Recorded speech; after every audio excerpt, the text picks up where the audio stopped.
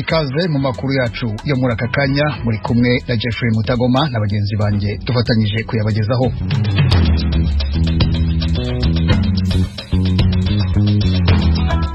Mu Burundi abakora akazi ko guhererekanya amafaranga bakoresheje telefone mu buhanga bwa Lumikash baravuga ko bagiye guhagarika akazi. N'iryo tegeko hariho uduce tumwe twashoboye gusoma tubona ko hari itegeko rivuga ko umwaja mu gihe agize ikibazo c'amafaranga bakamwiba ivyo atashobora kugenda kubivuga muri limitere azokwimenya. Uwo numwe mu bakoresha ubuhanga bw'ikigo Lumitel cyasohoye amategeko atavugwaho rumwe. Banki nkuru y'igihugu y'u Burundi yo iti umuturage ntaho utarizwe. Mu burengerazuba bw'u Rwanda Kamembe abaturage barasabwa kwerekana icyangombwa cyo kwikingiza COVID-19 ngo bemererwe kurema amasoko ku mugabane wa Afrika. Ingabo z'abanyatigreya zashushubikanye za leta ya Ethiopia mu mujyi wa Desi, naho mu mahanga i Roma mu Butaliyani hatangiye inama y'ibihugu 20 bikize kurusha ibindi ku isi. Aya makuru n'ayandi ni mukanya. Duhere kwavugwa hirya no hino ku isi. Ingabo z'abanyatigreya zigometse ku butegetsi buriho muri Ethiopia zatangaje ko zafashe umujyi ukomeye wa Desi mu karere ka Amhara. Zatangaje ko abarerwa mu bihumbi bahunze imirwano ikaze yahabereye. Avugira ahantu hataramenyekana kuri telefoni ya satellite, umuvugizi w'ingabo za TPLF zirwanya leta ya Ethiopia Getachew Reda yabwiye ibiro ntaramakuru by'abongereza Reuters ko bashushubikanye ingabo za leta bazirukanye mu mujyi wa Reda berekeza mu mujyi wa Kombolcha. Yavuze ko bafashe imbohe nyinshi mu ngabo za leta ya Ethiopia.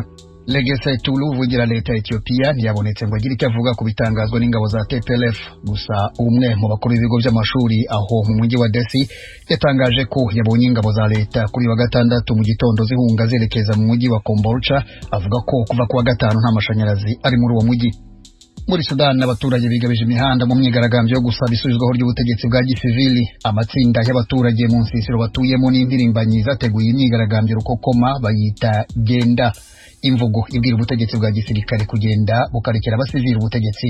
Volker Perthes, intumwa idasanzwe y'umunyamabanga mukuru w'umuryango w'abibumbye Antonio Guterres, ejo yatangaje ko akomeje kuganira n'impande zombi mu rwego rwo gushaka uburyo bwa politiki ikibazo cyakemurwa hakurikijwe inyandiko y'itegeko nshinga. Leta zunze ubumwe za Amerika yo yasabye abategetsi b'igisirikare kudakoresha igitugu no kudahutaza mu buryo ubwo aribwo bwose abari mu myigaragambyo. Abantu 9 bamaze kwicirwa muri imyigaragambyo, inzego z'umutekano zibarashe mu gihe abagera ku 170 bayikomerekeyemo nk'uko bitangazwa n'ishyirahamwe ry'abaganga muri Sudan. I Roma mu Butaliyani hatangiye inama y'iminsi 2 ihuza ibihugu bikize kurusha ibindi ku isi bita G20. Mu ngingo zikomeye baganiraho harimo ibyerekeye icyorezo cya COVID-19, imihindagurikire y'ibihe n'ingingo zikomeye zirebana n'ibyerekeye ubukungu bw'isi. Perezida Xi Jinping w'Ubushinwa na Vladimir Putin w'Uburusiya ntabwo bari i Roma. Biteganijwe ko bitabiriye inama hakoreshejwe uburyo bw'iyakure. Perezida Joe Biden wa Leta Zunze Ubumwe za Amerika we ni wari akazahitira mu yindi y'iminsi 2 i Glasgow muri Ecosse, nayo yerekeye imihindagurikire y'ibihe. Mukomeje kumva radio ry'Amerika ivugira Washington DC mu Kirundi no mu Kinyarwanda. Mujye no kuri wayishatu radio yacu voa.com mukurikire aya makuru.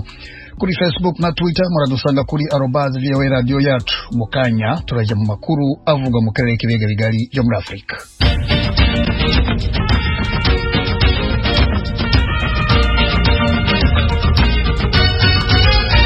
Ari mu karere k'ibiyaga bigari cyohere mu Burundi abakora akazi ko guhererekanya amafaranga bakoresheje telefone mu buhanga bwa Lumikash bavuga ko kuva ku wa mbere w'icyumweru gitaha tariki ya 11 bazahagarika akazi. Baravuga ko amasezerano mashya yerekeye inyungu bakura mu kigo cya Lumitel abangamiye imikorere yabo.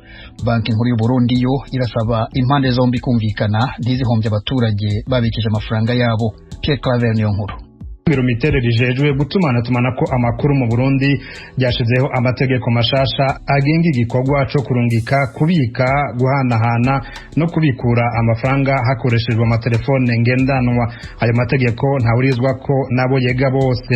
Abakora akazi ko kurungika, kubika no kubikura amafaranga biciye muri ubwo buhinga bwiswe Lumikash bavuga ko bagiye kuhahombera. Bagabishije ko bagiye guhagarika akazi hamwe ayo mategeko adahinduwe. Uyu akora ko kazi arasigura urwo ruhombo ingene rumeze. N'iryo tegeko hariho uduce tumwe twashoboye gusoma tubona ko hari itegeko rivuga ko umwaja mu gihe agize ikibazo c'amafaranga bakamwiba ivyo atashobora kugenda kubivuga muri limitere azokwimenya. Hariho ivyuko umwaja bamwivye canke carte SIM itakaye ibaye ikononekara mu gihe iba birimo amafaranga izo atashobora gukurikirana. Twebwe twemera neza kuriha amakori n'amatagisi, mbere twari twaranabirondeye kuva kera ingene twobikora, ariko ntitwari twabirose. Rero twashaka yuko limitere ahubwo ko yari yumvire ko turiha amakori n'amatagisi baje bacu bobikora mu bundi buryo. Ishirahamwe limitere rigira kabiri mu gihugu mu yafise abanywanyi benshi nk'uko vyerekanwa n'ikigo kijejwe gucungera ubuhinga bw'itumatumanako amakuru ARCT. Abenshi bagwiriye mu bisagara, abandi hagati mu gihugu. Abafise ubutunzi bwabo mu matelefone basaba ko ico kibazo corabigwa hagufi n'inzego zose zibijejwe kugira ntibahahombere utwabo. Ingaruka mbi ziba ku bantu bafise amakasime ya limitere, buguruje amalimitaje, ziba kuba aja bahora babikoresha bariko bariyungunganya, no kubakiriya kandi kuko hariho ahadafata rero bategerezwa gukoresha limitaje. Bityo rero uruhombo rwo rwamara ruri kuri kote zose, ababikoresha n'ababikenera. Leta ko yodufasha ikavugana na limitere bakaraba ingene ico kibazo cotorega umuti bonyene, amayinite canke amahera aratakara tukabura ukuntu dushobora kwerekana. Abo bakora akazi ko guhanahana amafaranga bahamagara abafise ubutunzi bwabo mu matelefone kwihutira kubukuramwo, kuko kuva ku munsi wa mbere atagikozwe bashobora kuhahombera. Abo barungika kandi bakanakira n'amafaranga avuye hanze y'u Burundi, basaba leta kurabira hafi ico gisata. Leta nayo twayisaba ko yoba hafi y'aya masosiyete ya telekomunikasiyo, kubera amakontra basinyisha abantu usanga harimo imitego imwe kandi bitorohereza ababa bariko barakorana nazo. Ishirahamwe limitere ryo risigura ko amategeko mashasha ryashizeho ari mu ntumbero yo gutunganya neza ico gisata co kubika no kubikura amafaranga. Inzego zibiri za leta, Ibanki Nkuru ya Repubulika y'u Burundi BRB n'ikigo kijejwe gucungera ubuhinga bw'itumatumanako amakuru ARCT zafashe mu minwe ico kibazo. Mu itangazo zashize habona mu ijoro ryo kuri uyu wa gatanu, Ibanki Nkuru y'igihugu irakebura abakozi bakora akazi ko kubika no kubikura amafaranga ko batohirahira ngo bahagarike akazi. Izo nzego zibiri zerekana ko zitahura imyidogo yabo, yamara ko babwirizwa kugenza make kugira ngo abanyagihugu bafise amafaranga yabo mu matelefone ntibagwe mu mporero. Ibanki Nkuru y'igihugu yemeje kandi gukurikiranira hagufi ico kibazo kugira ngo imenye imvo n'imvano y'imyidogo imaze iminsi yibonekeza muri ico gisata co kurungika, kubika no kubikura amafaranga biciye ku mirongo ya telefone. Abakora ako kazi basabwa kubandanya ukuri kwamye ibikorwa vyabo mu kurindira ko inyishu itomoye iboneka. Odas Niyonzima, icegera ca mbere c'ubutwari Banki Nkuru BRB n'umuyobozi mukuru w'ikigo ARCT Samuel Muhizi, mu itangazo bateye ko umukono baragabisha ko ubutanga amafaranga azohagarika akazi azobihanirwa bikomeye. Ibanki Nkuru y'igihugu igira ko ihumuriza abanyagihugu ko atanumwe azohahombera ubutunzi yabitse kuri telefone yiwe abicije ku buhinga bwo gutumana kw'amakuru. Claver Nkuru, Kigali, kubw'ijwi ry'Amerika. Tuze mu Rwanda kuva ejo kuwa gatanu mu mujyi wa Kamembe mu karere ka Rusizi mu burengerazuba bw'u Rwanda, kurema isoko no guhahira mu maguriro manini bisaba umuntu kuba afite icyangombwa cy'uko yakingiwe COVID-19. Abatuye mu karere ka Rusizi baravuga ko iki cyemezo cyabatunguye ku buryo hari n'abasubijweyo badahashye. Barasaba ubutegetsi kumenyekanisha mbere y'igihe ibyemezo nk'ibyo. Umunyamakuru w'ijwi ry'Amerika Temistokle Mutijima yakurikiranye iyi nkuru. Twatunguwe, hari abari baripimishije udupapuro badutaye mu rugo, hari n'abasibye message kubera hashize igihe. Nanjye byantunguye ko nageze mu isoko kaya badusubiza inyuma ngo tuzane message, kandi batazifite nk'aho nari ikingeje nta message nabonye. Ni bamwe mu baturage ijwi ry'Amerika yasanze bamanjiriye ku bwinjiro bw'amasoko n'amaguriro manini yaha mu mujyi wa Kamembe, biganjemo abari baje guhaha iby'ibanze nkenerwa mu ngo, barimo n'abaturutse mu bice by'icyaro byitaruye cyane uyu mujyi. Bose babujijwe kwinjira kuko badafite icyemeza ko bafashe urukingo rwa coronavirusi, kabone n'ubwo barimo n'abakingiwe. Ari gutuma umuntu atajya guhaha ibyo ajya guhaha. Ngiye gutanda hake, urabona ko bamfatiye ku muryango na n'ubu, dore uwo twari turi kumwe aragiye, ngenda asigaye. Umuntu ntabwo ari buze kubasha kurya bitewe n'iyi gahunda iriho. Hanjye ubu ngubu naturutse ku bitaro bya Mibirizi, niho twikingirije. Urumva kuba nava Mibirizi ngasubira iyo ntakandagiye mu isoko ni ikibazo gikomeye. Urugendo rwo gutega kugenda no kugaruka ni amafaranga menshi, noneho gahunda yanjye nayo ikaba irapfuye. Ku bwinjiriro bwa buri soko wahasangaga abashinzwe umutekano wo mu rwego rwa daso hamwe n'abanyerondo bagenzura niba ugiye kwinjira afite ikigaragaza ko yakingiwe. Kubabujijwe kurema amasoko kuri uyu wa gatanu bavuga ko inzego z'ubutegetsi zakabaye zarabamenyesheje mbere iby'iki cyemezo bakamenya uko babyitwaramo. Bakagombye korohereza abantu bakabateguza mbere y'igihe buri wese akajya ava mu rugo icyo cyangombwa gifite. Hakwiye gushyirwaho itangazo, radiyo turazifite, amaradiyo yabaye menshi nk'ubu baza nko kubivuga kuri radiyo Rusizi ntabwo biba byadutunguye, noneho bagashyiraho amatangazo ko hari ibibujijwe ku muntu runaka utarikingiza. Ubwo buri wese ntawemeye kwinjira mu isoko, ntawemeye kujya mu rusengero, babidukoreye gutyo byaba byiza. Babishyira mu gihugu cyose bijyemo, no mu rusengero hose bijyemo, nta wundi muti twabona twese babitangaje, nta wundi muti. Ijwi ry'Amerika yagerageje kuvugana n'ubuyobozi bw'akarere ka Rusizi ku bijyanye n'iki cyemezo ariko ntibyadukundiye.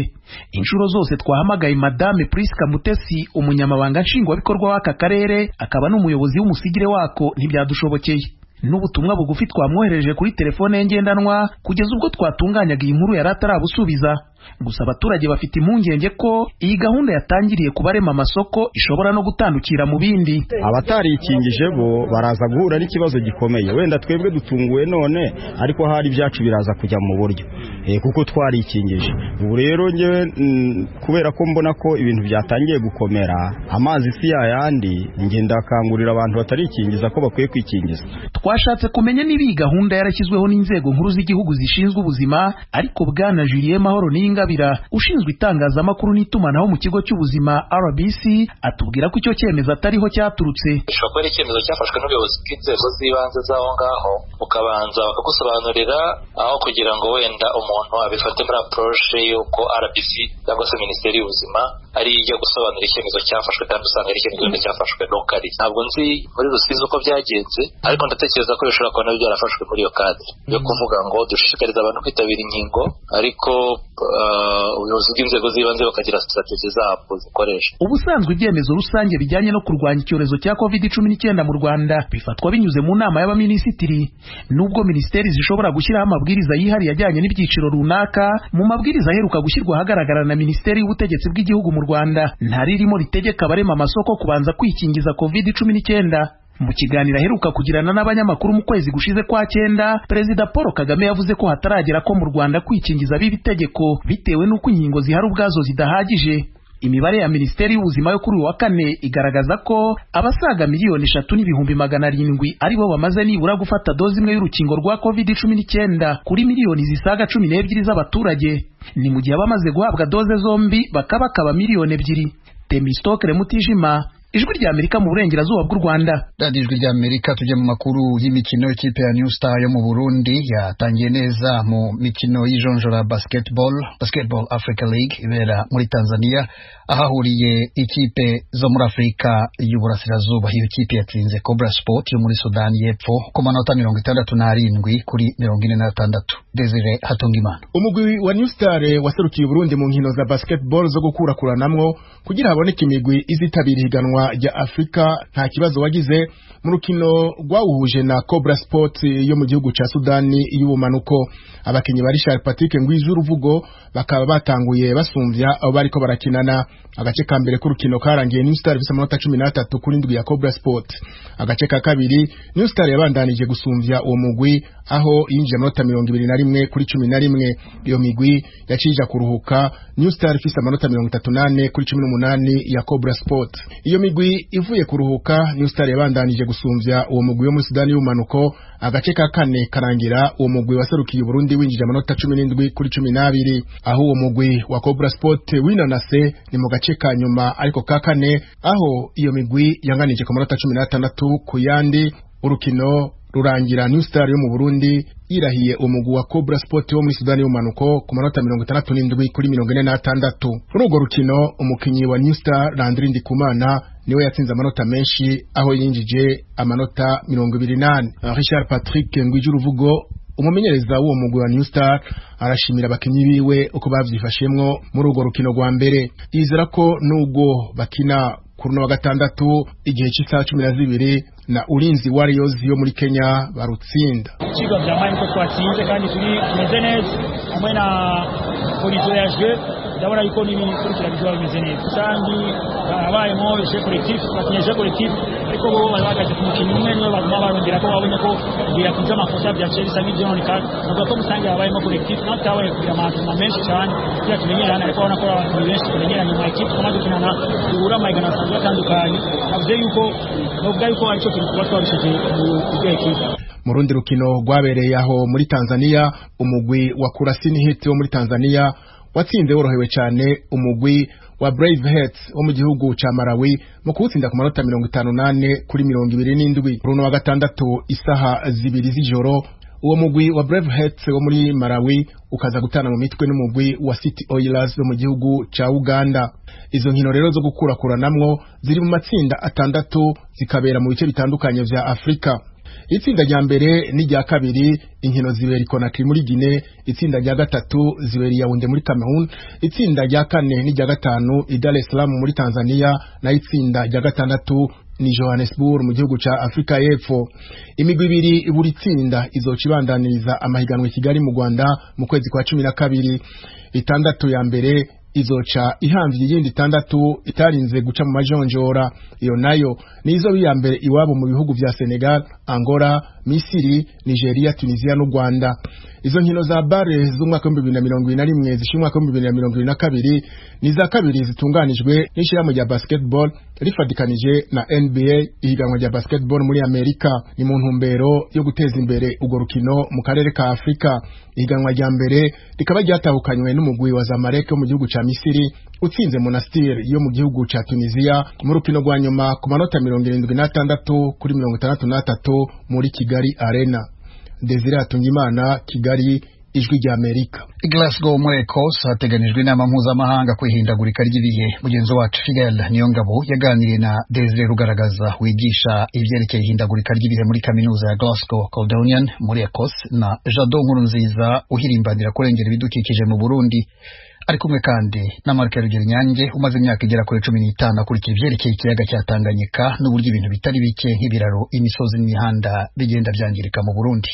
Ikibazo cy'ihindagurika ry'ibihe kirakomeye cyane kandi nticoroshe kuko amakungu yose ariko aragerageza yuko isi itoshuha ku rugero ruri hagati ya 1.5 dogere Celsius. Sinshobora kuronka ingene ndakivuga mu Kirundi cyangwa mu Kinyarwanda, hamwe n'amadogere 2. Ariko uriko uraraba uko ibintu biriko biragenda, biraboneka yuko amaraporo ashikira abajejwe ibijanye n'ihindagurika ry'ibihe, raporo z'abascientifique, abashakashatsi batandukanye barerekana yuko isi n'ihindagurika ry'ibihe bitera biba nabi cyane gusumba uko vyahora. Nawe kuri ico kibazo nyene Jado Nkurunziza ukibona gute? Ubona ico kibazo c'ihindagurika ry'ibihe cifashe gute? Bwa mbere nagomba nshimire kubona mwantumiye, bwa kabiri naho nshimire nabo turiko turasanga ikiganiro y'abariko baratumviriza n'abandi turiko turahanana ivyumviro. Nkuko umwigisha wo muri kaminuza yaje kubivuga, nukuri ikibazo c'induka ry'ibihe ikibazo gikomeye cyane mu buzima bw'isi, mu buzima bw'igihugu, no buzima bw'umuntu uwo ari we wese. Nukuri sakashesha mu rumuri, murabizi namwe mama mubibona, ihinduka ry'ibihe no munsi kurishika kuri no saha ni kibazo gikomeye cyane gihanze isi kandi gihanze nakazoza keza kejo mu gihe twebwe abantu cyangwa abarundi, ariko ndavuga ko ndi umurundi, tutabihagurukiye birashobora kuba ejo iyo yacu ishobora kuba umuriro udahera ugasanga tubayeho nabi cyane. Mugabo jeco n'amavuga kuko byinshi yabivuze umwigisha ko muri kaminuza, ico n'amavuga nuko umuntu wese ahari ahakorera, aho atemberera, aho ikintu cyose abonye kitogenda nabi ari uko yo kura amaboko mu mutwe akavuga ati reka nkore kugira sinze nicuze ejo n'ivyashika. ntaze avuge ngo nujya azokora cyangwa ni leta cyangwa n'amashirahamwe mugabo avuge ati reka jewe ku gatwe kiwanje cyangwa aho ndi aho merere aho niga aho nkorera aho ndi gerageze iri binduka ry'ibihe ndabigira ivy'iwanje nitange atatu nizo bisaba nkuko Baden Powell yabivuze tugerageze inosi uko twayisanze siko twoyisiga kandi uko imyaka igenda niko ibintu biguma byunyuka sinabigaruka ko cyane umwigisha yabivuze wa kaminuza nukuri ikibazo c'induka ry'ibihe ni ikibazo nkoramutima cyane mu buzima bw'umuntu cyangwa mu buzima bw'isi. Nawe Mark Rugerinyange kuri ico kibazo nyene bavuga ko wakurikiranye nk'ivyerekeye ikiyaga Tanganyika turaza kubivuga menshi imbere ariko muri rusangi ubona ico kibazo kibonekeza cyane ko hari abagifisa amazinda bavuga ko kumbure abantu batwariza hejuru abanyepolitike canke abo baharanira ibidukikije wewe urakibona ko ari kibazo gikomeye kibonekeza? Murakoze kuri ico kibazo kuko ni kibazo kiterekeye umuntu umwe kiterekeye igihugu kimwe kiterekeye ikiremwa kimwe mugabo ni kibazo gihanze ico twokwita ikintu cose caremwe kuri iyi kuko abahinga baravuga neza yuko hariho ubushuhe buri ku isi urugero mu bisanzwe bitateza kurenza ariko muri ino minsi biribonekeza yuko kuko nk'uko mubizi nobaha akarorero k'imvura ingenigwa imvura iragwa nabi cyane kubera hari aho iteba kugwa hari aho iza ari nyinshi hari aho iza ari nkeyi ibi hamwe hakuma ahandi hakononekara ibyo ni byibonekeza umuntu atorinda kuja kurondera mugabo uwo ari we wese akabibona. Rero kino kibazo ni ikibazo gihanze isi yose atanamwe havuyemo kuko twese bitugira ku ingaruka. Iyo rero ari ikibazo gihanze isi ibintu bigahinduka ni ukuvuga ukubaho kw'abantu guca guhinduka ndetse kugahinduka nabi kuko atari ibintu baba bamenyereye kandi rimwe rimwe ndetse badashobora no kwitegurira kuko ndabaha akarore k'imyuzurire mugize iminsi mwumva niyo tubona hanyuma rero imvura ikagwa ari nyinshi imisozi igasiduka ibintu bikononekara abantu amazu yabo akononekara ingene tubaho rero murazi yuko tubeshejweho n'ibyo dufungura ku isi duca turima nabi tukabaho nabi bigaragaza yuko ari ikibazo cyari gikwiye kwicarirwa n'umuntu uwo ari we wese atanumwe avuyemwo si ukuvuga ngo ni umunyepolitike canke n'umushakashatsi mugabo umwe wese aho aherereye kandi nibaza yuko dushize inguvu hamwe ibintu bishobora guhinduka tukabiha intumbero nabo bakumbure batarabyumva neza bagaheza bakabyumva kuko nejo nabo nyene hari naho byobagora gusumba. Nashaka ngaruke kuri Desire rugaragaza iyi nama i Glasgow izotangura ku itariki 31 z'uku kwezi kw'icumi kwihindagurika ry'ibihe ku bwanyu ije hageze canke harengeranye gato? Iyi nama mu bisanzwe murabona yuko n'ubundi yari kuba mu mwaka uheze si ukurengerana gusa kuko uri kuraraba ingene ihindagurika ry'ibihe riko riraba nibaza yuko ahubwo haba hakwiye kuba amanama yo rutavanako kugira ngo ababijejwe cyane cyane abatwara ibihugu vya rutura abatwara ibihugu biri mu nzira y'amajambere eka bose kugira ngo baze hamwe turabe ingene ihindagurika ry'ibihe rishobora kugabanuka cyangwa umuvuduko waryo ugabanuka kuko icyo bariko bararaba si uguhagarika burundu ahubwo ni ukuraba ingene botuma ibivyuka bija mu kirere bigabanuka ku rugero rudasanzwe kugira ngo bitume ubushuhe bw'isi bugabanuka nabwo nyine ku rugero rudasanzwe. Ariko ibiko biraba uri kuraraba intambwe zigenda ziterwa muri ico gikorwa eske zirashimishije umuntu aziravye zirashimishije niyo mpamvu ahubwo itaje gusa hageze harengeranye kuko ubushuhe bumaze kuba bwinshi amaraporo nk'uko nari ntegereje kubivuga n'uko bagenzanje babivuze arerekana cyane ko iki kibazo iyi ngorane y'ihindagurika ry'ibihe idafatiwe ingingo ruhasha hakiri kare, nta kabuza yuko isi turiko iriko irononekara kandi ku rugero rudasanzwe. Jado Nkurunziza, kuri ico kibazo nyene ije hageze, ije harengeranye, hari inama zabaye imbere yaho kwihindagurika ry'ibihe, hari intambwe zacitswe ko iri koraniro atakivuyemwo, mubona ibintu bizogenda gute? Urakoze cyane Fidel, nukuri jewe uko ndabibona mbona yuko twacerewe cyane, twacerewe ahubwo nkuko umwigisha yavuze muri kaminuza, nukuri aya mareta afise ibihugu vya rutura n'aya mareta afise ibihugu bikiri mu nzira y'amajambere bakwiye kwicara hamwe bagatora inyishu, umuti bavuga ukomeye cyane, kuko no munsi ibintu biko birayangara cyane, uko birayangara ubushoye bwabaye bwinshi, igisenge baguma baconona uko bishakiye, hama ibihugu bifise amahinguriro menshi baguma bapfuriwa cyane, hama twebwe turi mu majambere mu iterambere ugasanga tuguma dukora cyane joro n'umutaga kugira dukingire inosi, ugasanga ibyo dukora bibaye impfa gusa. Hama novuga yuko nosaba yuko bo kwicara bagatora umuti